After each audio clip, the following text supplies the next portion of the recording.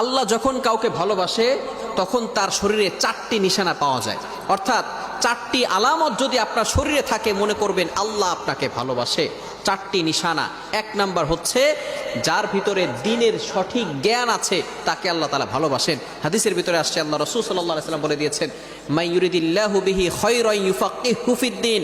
আল্লাহ তাআলা যার কল্যাণ চান, যার মঙ্গল চান, তাকেই দ্বীনের সঠিক বুঝ দান করেন। ভালো করে মনে রাখবেন, এই যে ইলম, এই যে জ্ঞান, এটা আবার 2 প্রকার। একটা হচ্ছে দুনিয়াবি জ্ঞান আর একটি হচ্ছে আখিরাতের জ্ঞান, দ্বীনের জ্ঞান, যেটা আল্লাহ তাআলাকে স্যাটিসফাই করার জন্য করা হয়, এটাই হচ্ছে সঠিক জ্ঞান। সুতরাং দুনিয়ার জন্য নয়, আমরা আল্লাহ তাআলাকে স্যাটিসফাই করার জন্য যদি আমরা জ্ঞান শিখতে পারি, যার ভিতরে আল্লাহ তাআলাকে সন্তুষ্ট করার জন্য যদি জ্ঞান থাকে, তাহলে মনে করবেন আল্লাহ তাকে ভালোবাসে। সুতরাং ওই সমস্ত ব্যক্তিদেরকেও আপনারা ভালোবাসবেন। সুতরাং সবসময় মনে রাখবেন, যাকে আল্লাহ তাআলা ভালোবাসে তাদেরকে যদি আমরা ভালোবাসতে পারি, তাহলে আল্লাহ পাক রব্বুল আলামিন আমাদেরকেও ভালোবাসবেন। 1 নাম্বার হচ্ছে যাদেরকে আল্লাহ তাআলা দ্বীনের সঠিক জ্ঞান দান করেন তাদেরকে আল্লাহ তাআলা মহব্বত করেন। নাম্বার 2, দ্বিতীয় নাম্বার হচ্ছে যারা বেশি বিপদে পড়ে আল্লাহ তাআলা তাদেরকে মহব্বত করেন। যার শরীরে দেখবেন একের পর এক বিপদ আসতেছে, অসুস্থতা আসতেছে, বারবার বিপদ, একের পর এক বিপদ, একটা বিপদ যাওয়ার পর পরে আর একটা বিপদ আসতেছে, আপনি হতাশ হবেন না প্রিয় ভাই। আল্লাহ তাআলা আপনাকে ভালোবাসেন। এই কোটি কোটি মানুষের ভিতরে আল্লাহ তাআলা আপনার প্রতি ফোকাস করেছেন, আল্লাহ তাআলা আপনাকে ভালোবেসেছেন, বিধায় আল্লাহ পাক রব্বুল আলামিন আপনাকে বিপদ দিয়েছেন। মনে রাখবেন, নবীদেরকে আল্লাহ তাআলা বিপদ দিয়েছেন। ইব্রাহিম আলাইহিস সালাম খলিলুল্লাহ এবং মিল্লাতা আবিকুম ইব্রাহিম, যিনি সকল মুসলিম উম্মাহের, সকল মুসলমানদের পিতা এবং সকল মুসলমানদের লিডার, নেতা। সুতরাং ইব্রাহিম আলাইহিস সালামকে আল্লাহ তাআলা সবচেয়ে বেশি কষ্ট দিয়েছেন। আপনি বিপদে ঘাবড়াবেন না, আপনি হতাশ হবেন না। বিপদ আসলে মনে করবেন আল্লাহ আপনাকে ভালোবাসে।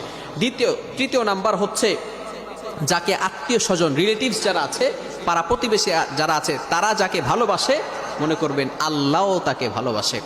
আমার মুসলমান বন্ধুগণ, যখন কোনো বান্দা আল্লাহর সাথে ভালো সম্পর্ক করে, আল্লাহ পাক রব্বুল আলামিনকে ভালোবাসা শুরু করে, তার ইবাদত করা শুরু করে, আল্লাহ পাক রব্বুল আলামিন জিব্রাইলকে ডাক দিয়ে বলে, ও জিব্রাইল, আমার অমুক বান্দা আমাকে ভালোবাসে, আজকে থেকে আমিও ওই বান্দাকে ভালোবাসা শুরু করেছি। সুবহানাল্লাহ। জিব্রাইল আলাইহিস সালাম আসমানের সকল ফেরেশতাদেরকে ডাক দিয়ে বলে, ও ফেরেশতারা ভালো করে শুনে রাখো, ওই বান্দাকে আল্লাহ ভালোবাসেন, আমি জিব্রাইল নিজেও ভালোবাসি, তোমরাও ওই বান্দাকে ভালোবাসা শুরু করে দাও। আসমানের ফেরেশতারা জমিনের ফেরেশতাদেরকে ডাক দিয়ে বলে, ও ফেরেশতারা, ওই বান্দাকে আল্লাহ ভালোবাসেন, জিব্রাইল আলাইহিস সালাম ভালোবাসেন, আসমানের সকল ফেরেশতারা ভালোবাসে, সুতরাং তোমরাও ভালোবাসা শুরু করে দাও।